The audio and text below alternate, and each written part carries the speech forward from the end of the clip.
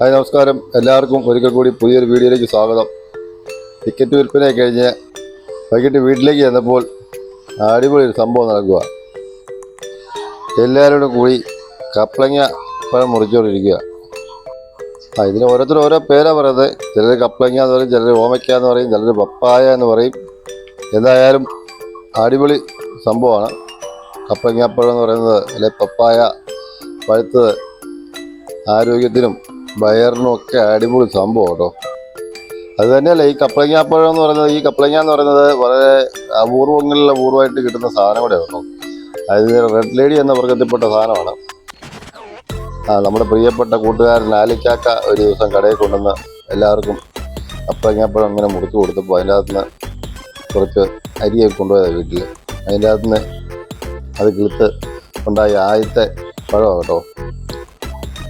കപ്ലങ്ങയെ കുറിച്ച് പറയുമ്പോൾ ഒരുപാട് ഗുണങ്ങളൊക്കെ ഉണ്ട്. അതിൻ്റെ കൂട്ടത്തിൽ ഏറ്റവും കൂടുതൽ പറയേണ്ട ഒരു കാര്യം, ഗുണത്തെക്കാൾ ഉപരി നമ്മൾ പറയേണ്ട ഒരു പ്രത്യേക കാര്യമുണ്ട്. ലോക്ക്ഡൗണിൻ്റെ സമയത്ത് വീട്ടിലിരുന്നപ്പോൾ നമുക്ക് ഏറ്റവും കൂടുതൽ പ്രയോജനപ്പെട്ട ഒരു സാധനമാണ് കപ്ലങ്ങയും ചക്കക്കുരും.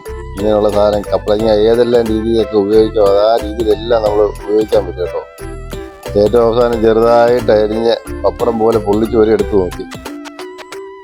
സാധാരണയായി കപ്ലങ്ങ പഴുക്കുന്നതോടെ വരെ വെച്ചുകൊണ്ടിരിക്കുകയല്ലേ. ഇതിപ്പോൾ തന്നെ നമ്മളവനെ ഒന്നുകിൽ തോരനായിട്ടോ മെഴുക്കോട്ടിയായിട്ടോ ചാറുകറിയൊക്കെ ആയിട്ട് മാറ്റും. ഇത്തവണ ഇത് വെറൈറ്റി ഐറ്റം മാലിക്കാക്കാരുടെ നിന്ന് കൊടുത്തതായതുകൊണ്ട് നമ്മളത് പഠിപ്പിച്ച് തന്നെ ആദ്യത്തെ കഴിച്ചേക്കാന്ന് വെച്ചു. അങ്ങനെ നിർത്തി പഠിപ്പിച്ചതാണ്. പറിച്ചു വെച്ച് പഠിപ്പിച്ചതല്ല, കപ്പളത്തെ തന്നെ നിർത്തി പഠിപ്പിച്ചു. വിറ്റാമിൻ സിയും വിറ്റാമിൻ എയും വിറ്റാമിൻ ഇയും അടങ്ങിയിട്ടുണ്ടെന്നാണ് പറയപ്പെടുന്നത്. കപ്ലങ്ങാപ്പഴത്തിൽ ധാരാളമായി ഫൈബർ അടങ്ങിയതിനാൽ ദഹനം എളുപ്പമാവുകയും മത്സ്യബോധന കൃത്യമാകാനും അതുപോലെ നമ്മുടെ വണ്ണം കുറയ്ക്കാനും നമ്മുടെ ഭാരമൊക്കെ നിയന്ത്രിക്കാനൊക്കെ മെച്ചപ്പെട്ടതാകുന്നു. അതുപോലെ തന്നെ ചർമ്മത്തിൻ്റെ ആരോഗ്യത്തിനും രോഗപ്രതിരോധ ശേഷി കൂട്ടാനും ഒക്കെ കപ്ലങ്ങാപ്പഴം കഴിക്കുന്നതും കപ്ലങ്ങ കറിവെച്ച് കഴിക്കുന്നതും തോരൻ വെച്ച് കഴിക്കുന്നതൊക്കെ വളരെ നല്ലതാണ്.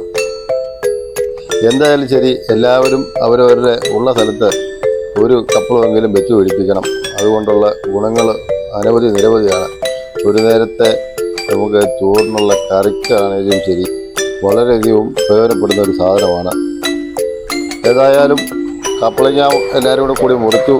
ഞങ്ങളെല്ലാവരും ആ കപ്ലങ്ങാപ്പഴം ഒരൊറ്റ വീട് പോലും മിച്ചം വെക്കാതെ മൊത്തം കഴിച്ച് തീർന്നു കേട്ടോ. പിന്നത്തേക്കൊന്നും വെച്ചില്ല. എല്ലാവരും ഒരു വയറ് നിറച്ച് വൈകിട്ട് ചോറത് കുറച്ച് എല്ലാവരും കഴിച്ചുള്ളൂ. കപ്ലങ്ങാപ്പഴം എല്ലാവരും ശരിയും കഴിച്ചു. വീഡിയോ എല്ലാവർക്കും ഇഷ്ടമായെങ്കിൽ നമ്മുടെ ചാനൽ സബ്സ്ക്രൈബ് ചെയ്യാനും ലൈക്ക് ചെയ്യാനും മറക്കരുത്. അപ്പോൾ അടുത്ത വീഡിയോയുമായി എത്തുന്നവരെ എല്ലാവർക്കും നന്ദി, നമസ്കാരം.